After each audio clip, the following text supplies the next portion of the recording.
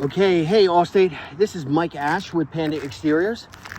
We have done more than a lot of work in this exact community where I am at the Guyton residence.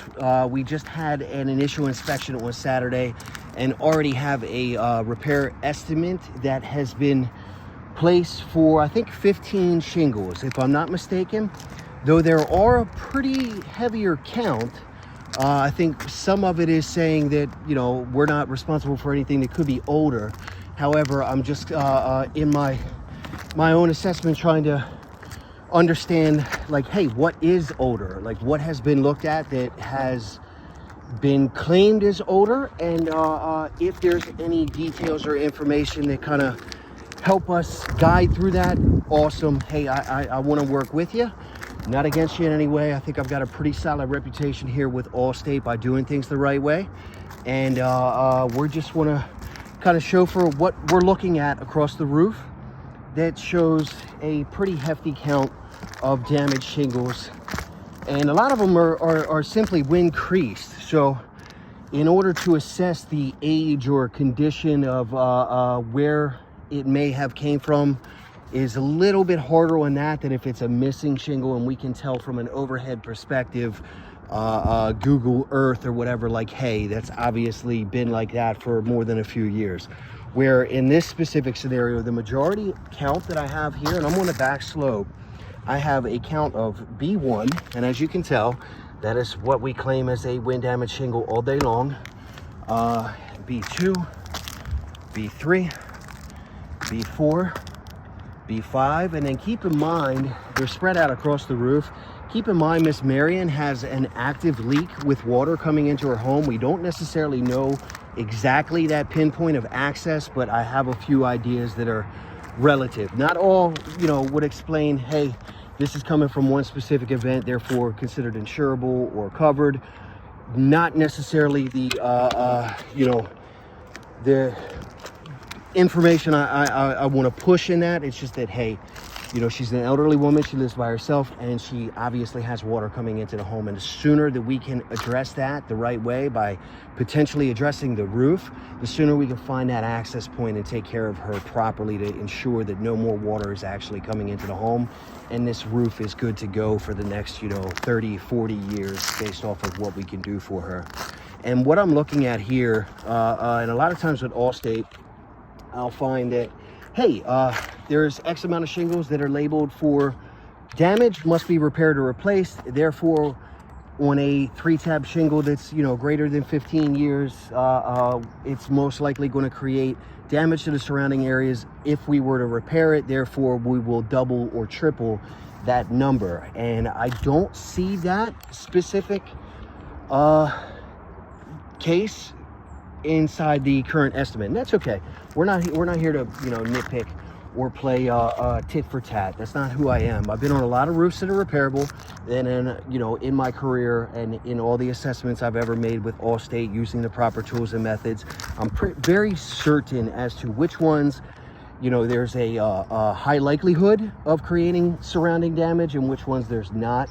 Where in this scenario, here we have B3, B4, and B5 right here across the seal portion of her ridge vent.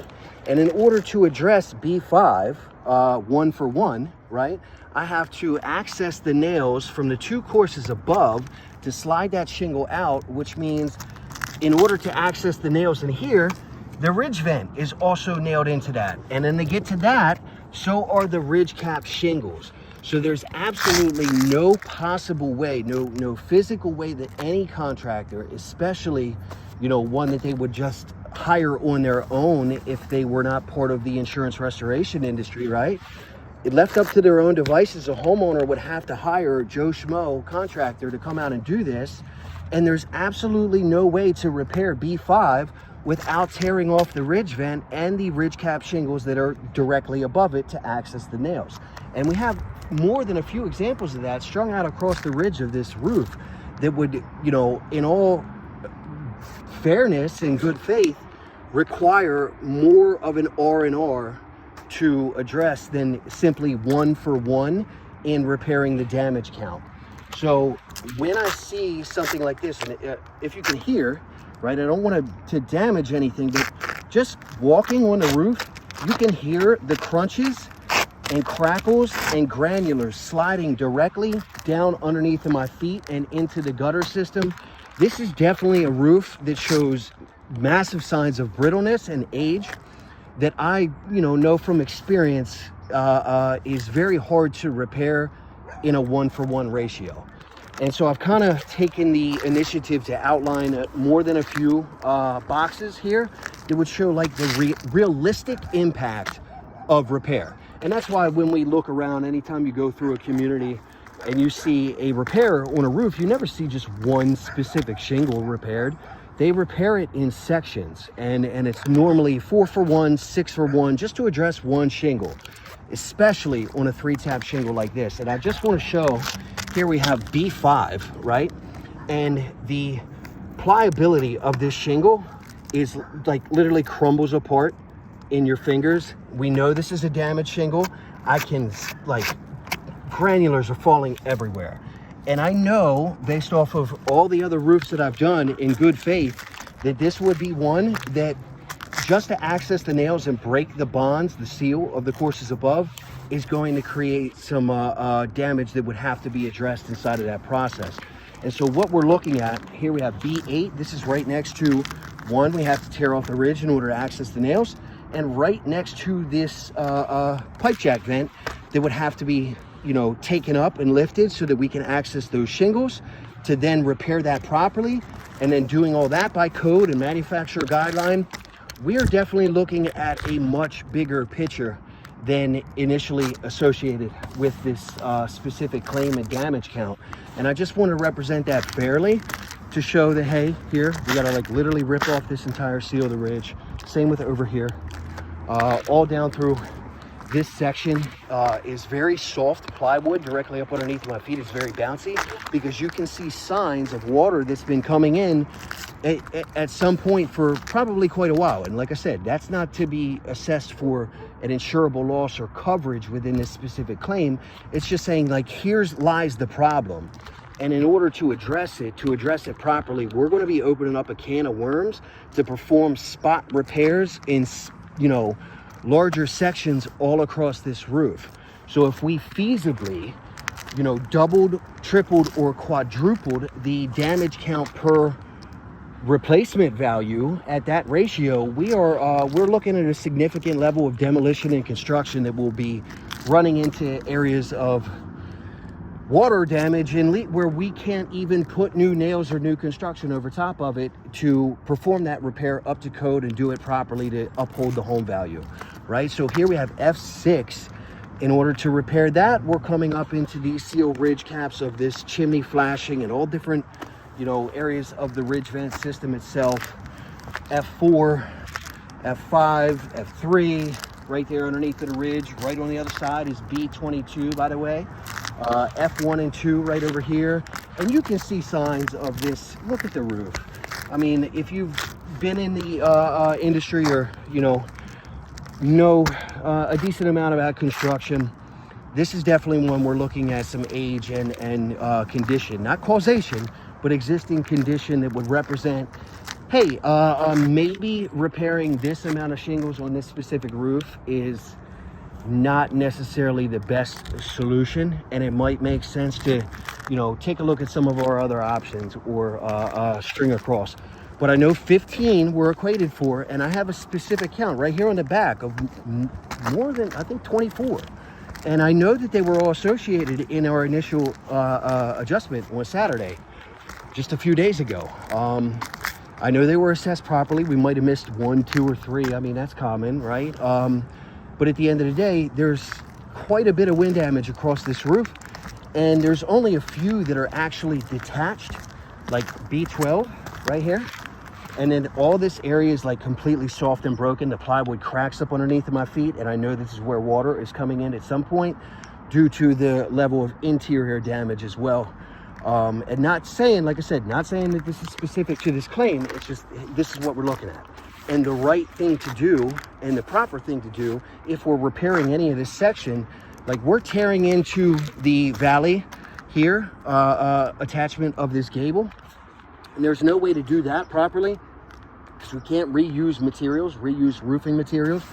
So in order to address B11 and B9, we're coming into this other side of the gable and then wrapping with IWS. And then is that even feasible to repair on top of this section that is very much damaged with water and plywood up underneath?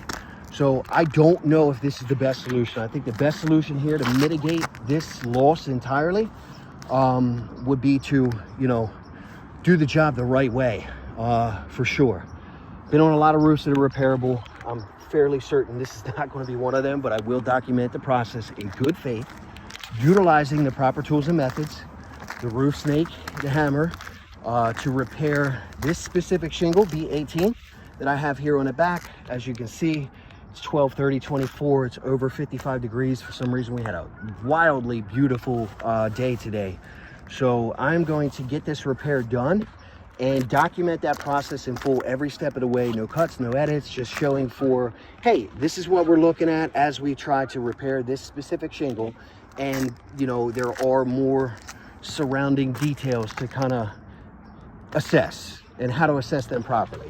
B16 coming into this part of the valley, right next to B15. We're like tearing up this whole section right here in order to do this. Same with B17, B13.